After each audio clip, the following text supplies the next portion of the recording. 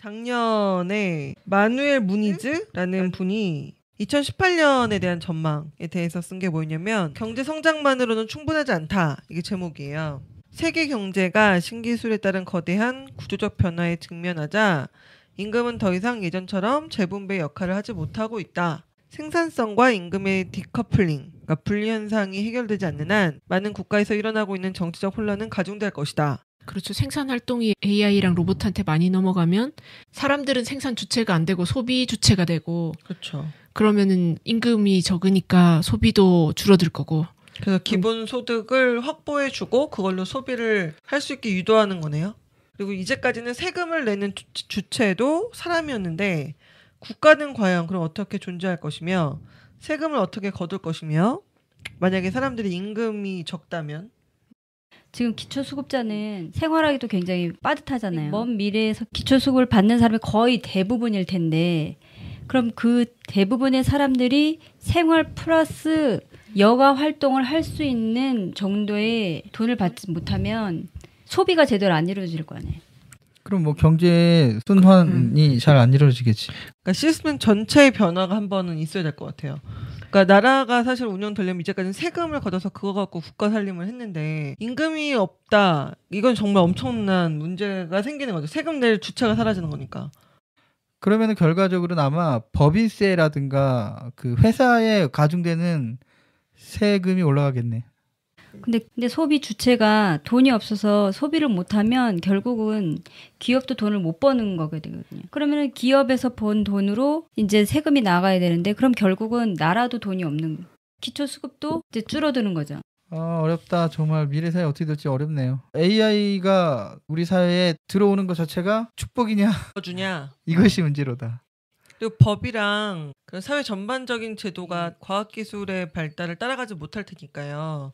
우리가 뭐 예전에 했었던 것처럼 자율주행 자동차 안에서도 거기서 일어난 사고에 대해서 보험 문제라든가 법률적으로 어떻게 처리해야 될지 이런 것들이 기술 개발하는 거하고는 별도로 제대로 못 따라가고 있는 게 현실이라고 하는 이야기들이 많이 나오고 있으니까 정치, 경제 모든 부분에 있어서 똑같겠네요. 그래서 얼마나 융통성을 가지고 제도를 바꾸고 운영하느냐에 따라서 국가의 발전도가 달라질 수도 있을 것 같아요. 예로 들 수 있는 나라가 이제 에스토니아, 구소련에서 독립을 하고 이제 사회 전반 시스템을 전부 인터넷 기반으로 만들었잖아요. 그래서 여기는 투표도 전자투표로 하고 있다고 하는데 여러 기사들 중에 10년 후의 미래를 알려면 에스토니아를 가봐라. 그런 제목도 있었어요. 그래서 전자정부 라는 말로 아예 에스토니아의 정부를 정의를 내리더라고요. 인터넷으로 시민권을 얻을 수 있다는 그 나라요? 네.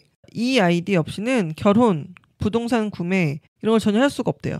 그러니까 컴퓨터만 있으면 어디서든 이제 정부 서비스를 받을 수가 있는데 디지털 문서 서명을 통해서 연간 국내 총생산이 2% 절감되는 효과를 거뒀다고도 하네요.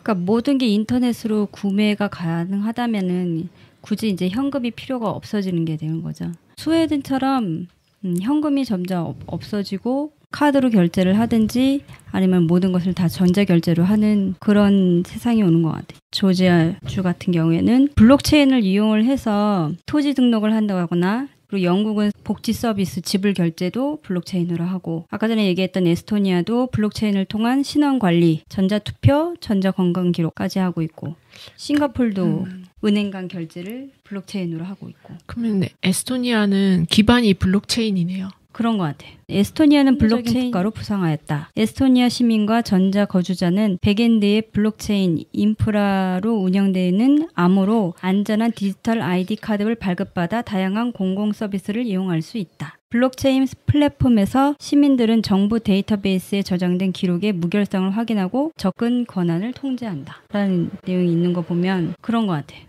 현금 결제가 급격히 줄어들고 있는 나라들에 대한 기사를 보면 2013년 마스터카드는 벨기에, 프랑스, 캐나다 등의 일부 국가의 비현금 결제율이 90%를 넘었대요. 그래서 스웨덴이 지금 가장 속도가 빠른데 2030년까지 완전히 현금 없는 사회를 구현하겠다는 목표를 세웠다고 하네요. 그래서 스웨덴의 소매점들이 합법적으로 현금 결제를 거부할 수 있대요.